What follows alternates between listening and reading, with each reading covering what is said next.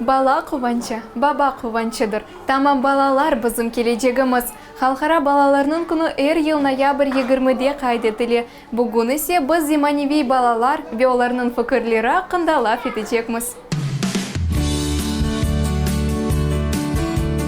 Заманауи аятта балалар пек фаал ve istedadlıdır. Гаджетлер sayesinde bazı балачықлар енді 4 yaşından hem yazа, hem de okuylar. Evlatlarının inkişafını көз өгіне алып, ана бабалар оларны түрлі төгерекlerге алып баралар. Мұнда олар фаал суретте ижаднен, спортнен оғраша, ветелерін огренелер. Говоря о современном ребенке, в частности дошкольнике, мы должны говорить прежде всего о ребенке, как о состоявшейся личности в плане детства.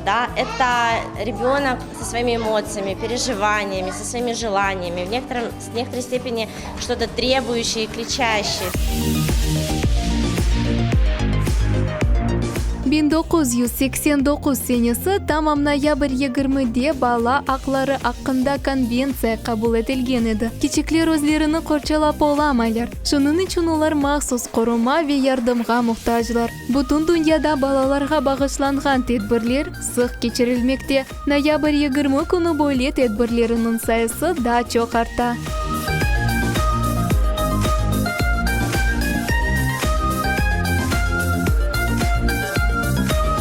Çoğusu memleketlerde bala bağçalarında ve mekteplerinde açık dersler, çeşit aksiyalar ve flashmoblar ötkirili.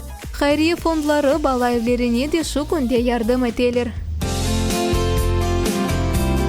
Bizim bugünkü kahramanlarımız Eva ve Timur.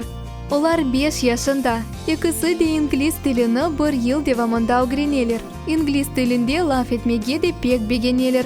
Derslerde çok çalışırlar. Yanı sözlerini öğreneler.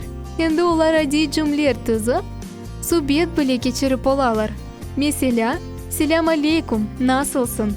Bundan da gayrı, balalar İngiliz dilinde küçük şiirçikler de ayta bileler. Take ball, take plane, take truck, take car, million, maybe fun.